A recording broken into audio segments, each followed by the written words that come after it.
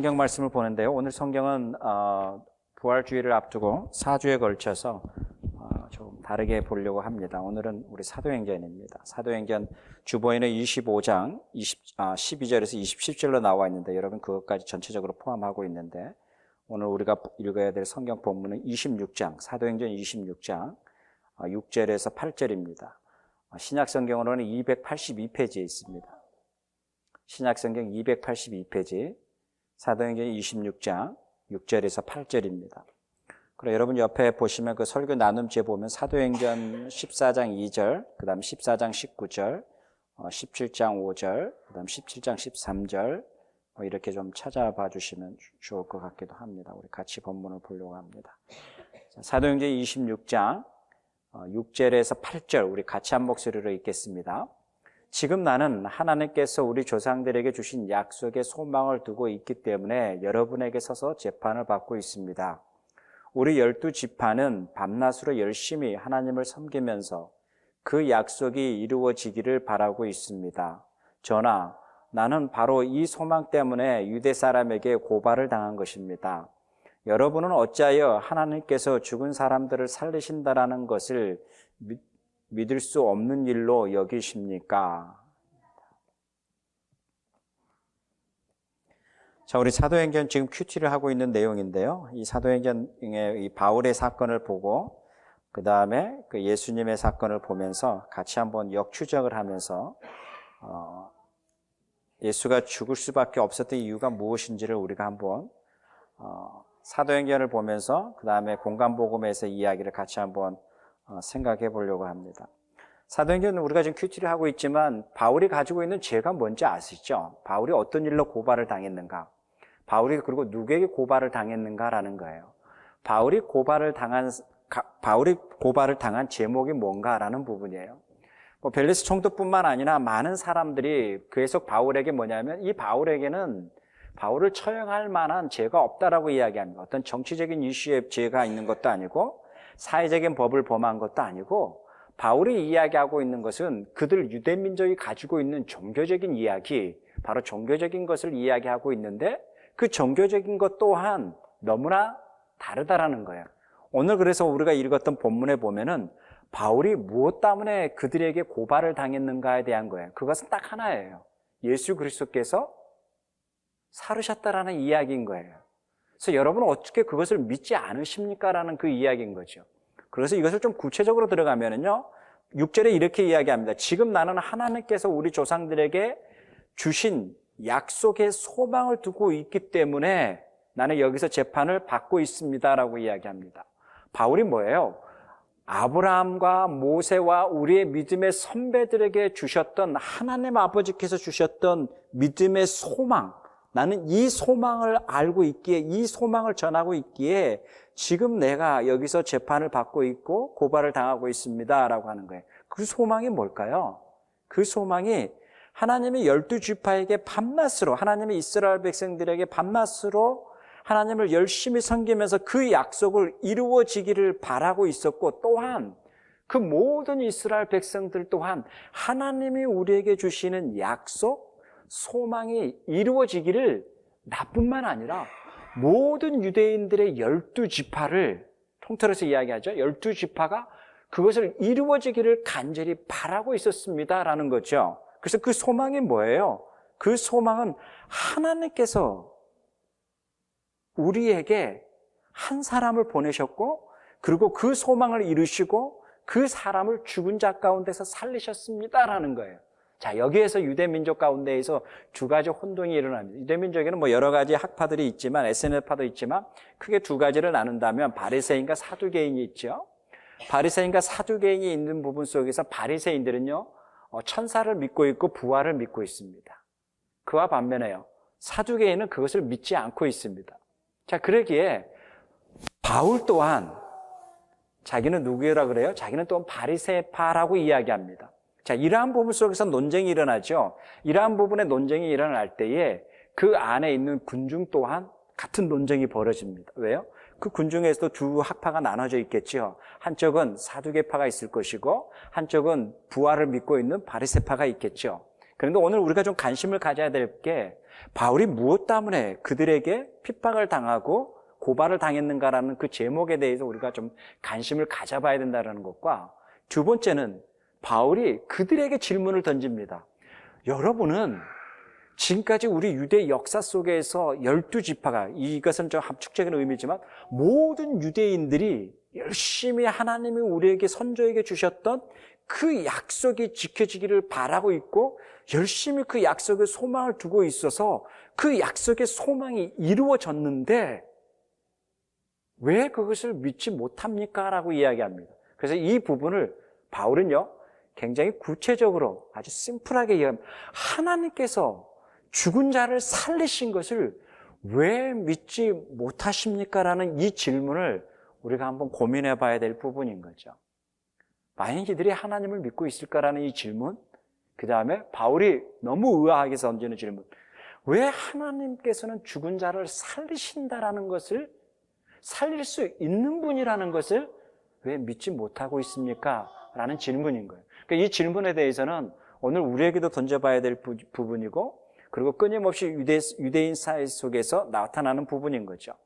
자, 바울이 복음을 전한 사도행전의 12장 이후부터서 계속적으로 바울이 복음을 전하면서 바울이 동일하게 겪었던 삶의 스토리가 있습니다.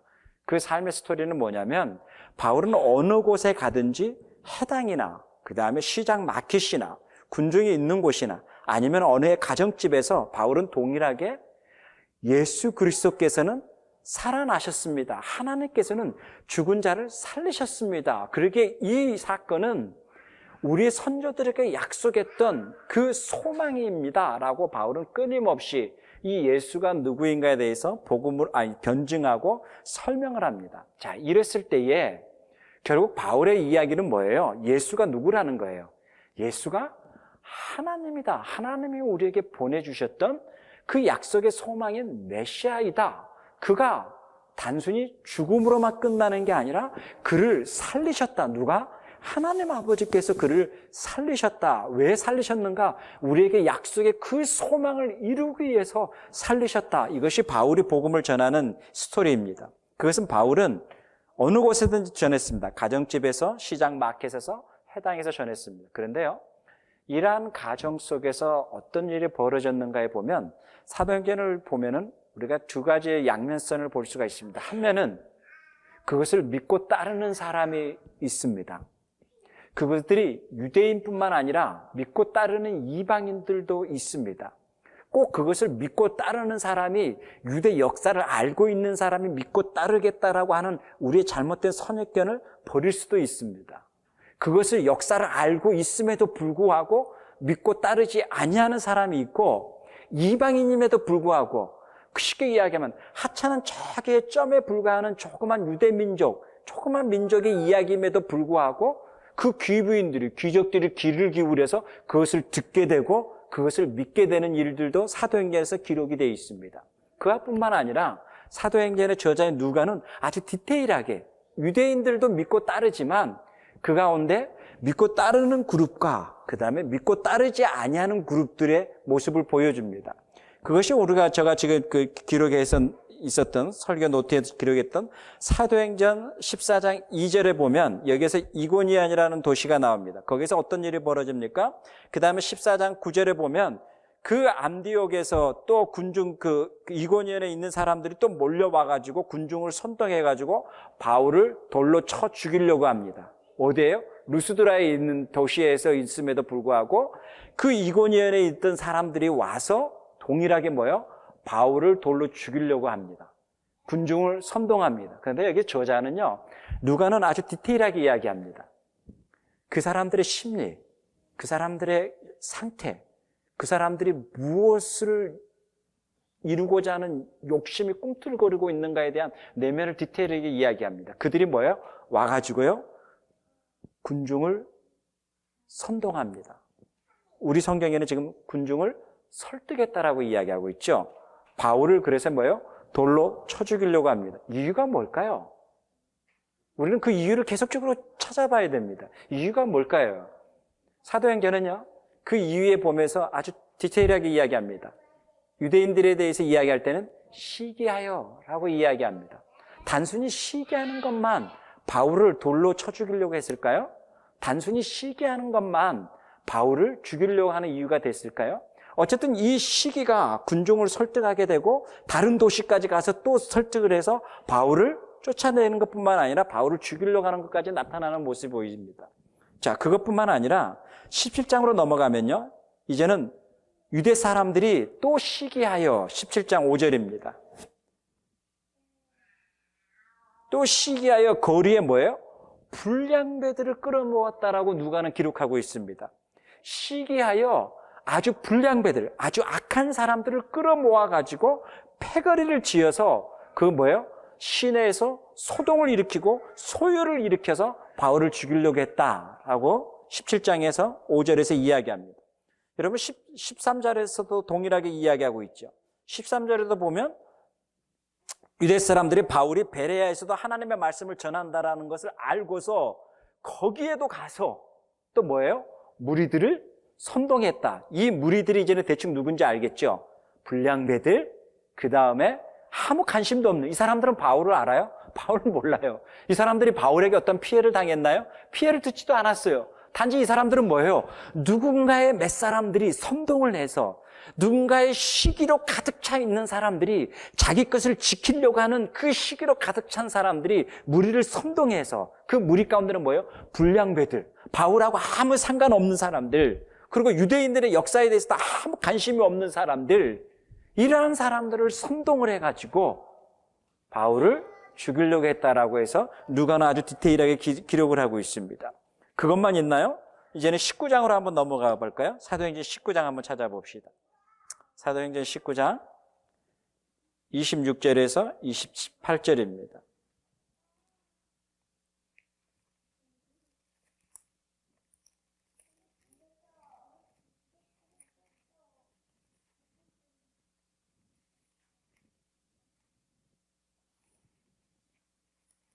자, 사도행전 19장 26절 우리 같이 한번 읽을까요? 시작. 거기에 있는 사람들이 이 말을 듣고 격분하여 에베소 사람의 아데미 여신을 위대하다라고 소리를 질렀다. 그래서 온 도시는 큰 혼란에 빠졌고 군중이 바울의 동행자들인 마게도냐 사람들 가이오와 아리스티고를 붙잡아서 한꺼번에 극장으로 몰려들어갔다. 바울은 군중 속에 들어가려고 하였으나 제자들이 그것을 말렸다라고 이야기합니다. 자, 이 배경은 뭐예요? 그 은장이들, 아데미 여신을 만들어 가지고 쉽게 이야기하면 장사를 하고 있는 비즈니스들. 지금 이 사람들에게 어떤 위기가 생겼어요? 이 사람들에게는 생업에 대한 위기가 생기는 거죠. 이방 신을 만들어 가지고 그 신을 만들어서 파는 사람들에게 큰 위기가 생깁니다. 그래서요, 그들 가운데에서 군중들을 선동을 해가지고 결국 뭐예요? 바울을 찾아가서 바울을 죽이려고 하는 이야기가 나옵니다. 여기에 보면 26절에 보면 같이 한번 읽을까요? 제가 28절을 읽었는데, 그런데 여러분이 보고 듣는 대로 바울이라는 이 사람이 에베소뿐만 아니라 거의 온 아시아에 걸쳐서 사람의 손으로 만든 신은 신이 아니라고 말하면서 많은 사람을 설득해서 마음을 돌려놓았습니다라고 이야기합니다. 결국 바울이 어떤 이야기가 이들에게 큰 위기가 느껴지는 거예요. 그들이 신을 만들어서 사람들이 만든 것은 신이 아니다라고 이야기합니다. 그래서 쉽게 이야기하면 아담의 신이 위대합니다라는 이야기가 아니라 이 사람들의 내면은 뭐예요? 그들이 신전을 만들어서 장사를 하는데 이 신전이 신이 아니라고 이야기합니다. 이 신의 모양들이 신이 아니라고 이야기합니다. 그러기에 우리의 생업이 지금 위기를 당했습니다. 우리가 가만히 있어서 되겠습니까? 지금 이 이야기인 거죠. 바울이 온 아시아에서 이렇게 가르침으로 말미암아 저희뿐만 아니라 우리 이 지역뿐만 아니라 아시아의 모든 지역에서 신을 만들어서 파는 이들이 지금 위기를 당해 있습니다. 우리가 이 바울을 가만히 둬서 되겠습니까? 라는 이야기가 바로 26절부터서 29절까지의 스토리입니다. 자, 그래서 사람들을 이제는 선동을 하는 거죠. 그래서 27절에 보면 이것을 디테일하게 설명하고 있어요. 누가는 이렇게 이야기합니다.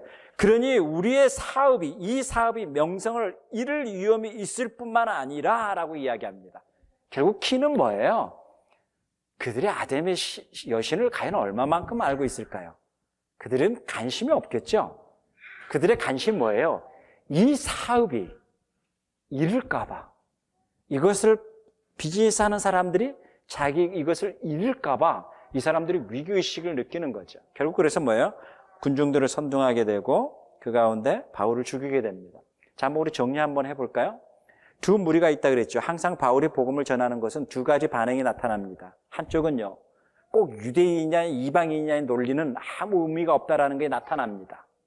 보면 유대인들 가운데에서 혹은 이방인 가운데에서 그들이 바울의 이야기를 경청하게 되고 바울의 이야기를 듣고 그들이 잘못된 신을 섬겼다는 것을 다 가지고 나와서 불태우면서 그 바울의 복음의 이야기를 듣는 사람들 또한 있습니다. 이것은 유대인이냐 이방인의 논리가 아니라 유대인도 마찬가지고 이방인도 마찬가지입니다.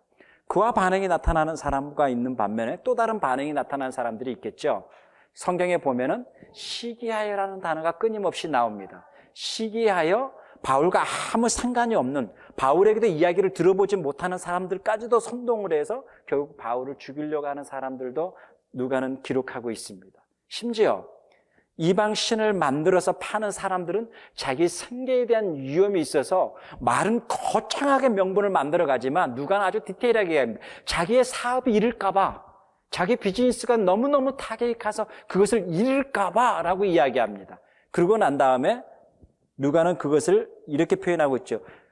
아데미 신은 위대하다라고 하는 아데미 신이 위대한 게 아니라 누가는 그 앞에 그들의 사업을 잃을까봐라고 하는 그들의 내면을 표현하고 있는 거죠. 결국 뭐예요? 복음에 대한 반응은 두 가지 현상이 나타나는 겁니다. 하나는 뭐예요? 그것을 듣고 시기하여 선동을 해서 혹은 그것이 나에게 어떠한 것이 타격을 줌으로 말미암아 내 어려움을 주는 것으로 말미암아 그것을 거부하는 현상들, 단순히 거부하는 것을 뛰어넘어 선동하고 그것을 전하는 사람마저 죽이려고 하는 모습들, 그와 반면에 그 복음을 듣고 싶어서 청해서 더 복음을 디테일하게 듣고 싶어하는 사람들, 이것이 뭐예요? 사도행전에서 나타나고 있는 모습이라는 거예요. 자, 이 가운데 바울이 유대인들이 이제는 바울을 고발을 하게 되네요. 고소하게 되네요. 그러고 난 다음에 제목이 있습니다. 그 제목이 뭐냐? 제목은 하나다라는 거예요. 제목이 뭐라 그러죠? 오늘 우리가 본문한 것처럼 예수의 이야기를 전하는 거. 바로 유대인들 속에서 믿어지지 아니하는, 선동한다라고 하는 건데 그 선동이 뭐냐? 하나님 아버지께서 죽은 자를 살리셨습니다. 이것이 뭐예요? 그들을 선동한다라고 이야기하는 겁니다. 자, 그 가운데에서 어떤 이는 믿지 않은 사람도 있겠죠. 어떻게 죽은 자를 살린다라는 것이냐라고 말할 수 있겠죠. 그 가운데 또 바리새파 있는 사람들은 그것을 믿는 사람들이기 때문에 그것을 믿는 사람들 또한 있겠죠. 그래서 이 두 그룹이 서로가 논쟁이 벌어지고 또 충돌이 일어나겠죠. 어쨌든 이러한 모든 부분 속에서 벨리스뿐만 아니라 총독들뿐만 아니라 바울이 정치적인 이유, 사회적인 어떤 범죄가 있어서 그를 처벌할 수 있는 부분도 아니고 결국 바울에게서는 죄를 찾을 수가 있다 없다, 없다라고 이야기하는 것이 결론이라는 거죠.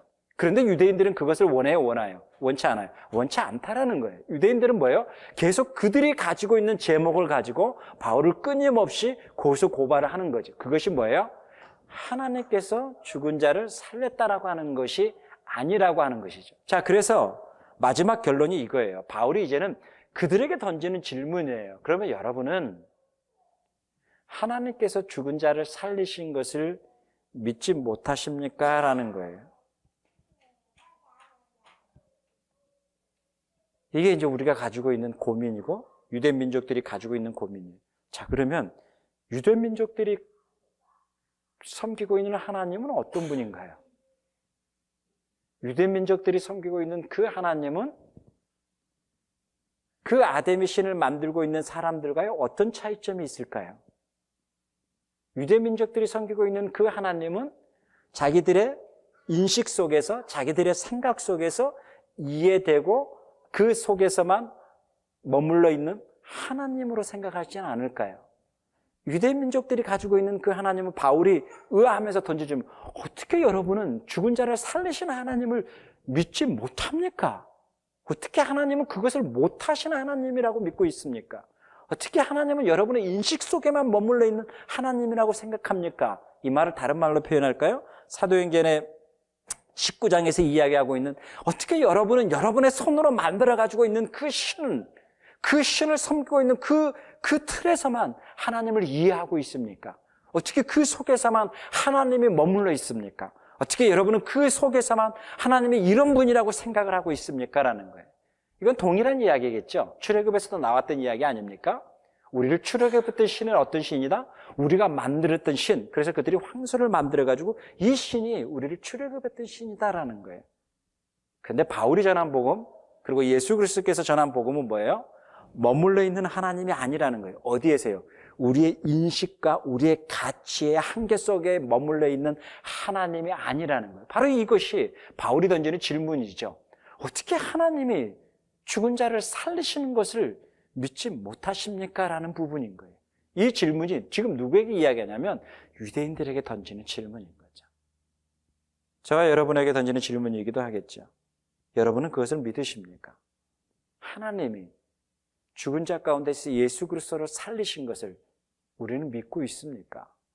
바로 그 하나님이 바로 나의 하나님이 되고 그 하나님을 믿고 있는 것이 우리의 신앙의 고백이 되고 있습니까? 이게 바울이 유대민족에게 던졌던 질문이라는 거예요.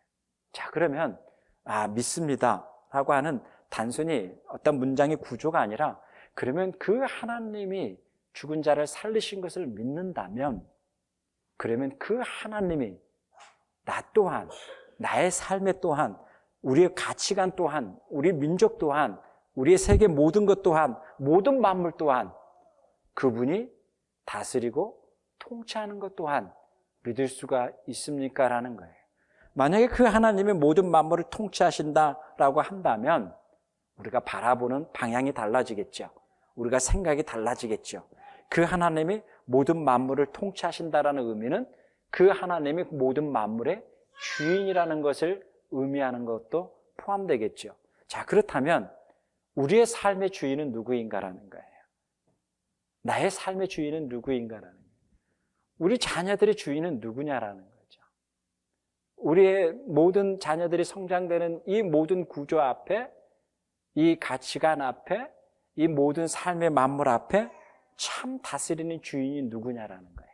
그 통치함을 우리는 믿고 가고 있느냐라는 거예요. 그것까지 믿기는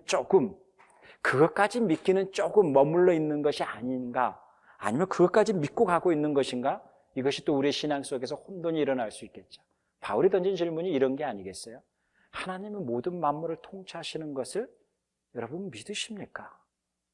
하나님이 우리의 모든 죽음과 삶까지도 다스리신 분이라는 것을 믿으십니까?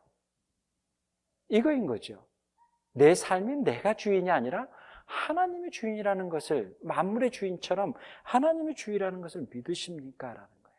만약에 믿는다면 방향이 달라지겠죠? 사고가 달라지겠죠? 생각이 달라지겠죠? 우리의 고백이 달라지겠죠? 그 속에서 뭐예요? 하나님을 의지함 또한, 하나님 앞에 소망을 품고 살아가는 것 또한 깊어지고 넓어지겠죠? 이게 다르다라는 거예요. 내가 주인이었을 때는 의지 자체가 별 의미가 없는 거겠죠. 내가 주인이었을 때는 그렇게 크게 의지해야 될 이유가 없는 거겠죠. 그러나 나의 모든 생명의 주인이, 내 모든 삶의 주인이, 내 자녀의 모든 삶의 주인이 그분이라는 것을 내가 고백하고 믿고 있다면 나의 간절함 또한 달라지겠죠. 나의 소망 또한 달라지겠죠. 바로 바울이 이 부분을 이야기하는 부분입니다. 바울이 이렇게 이야기합니다.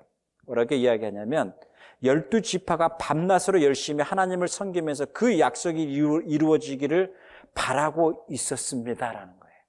이것이 뭐예요? 그들이 소망을 품고 있었기에 그것을 바라고 있었다라는 거겠죠. 우리 또한 이 땅에 살아가면서 그러한 것을 바라고 가는 이 땅의 삶이 됐으면 좋겠습니다.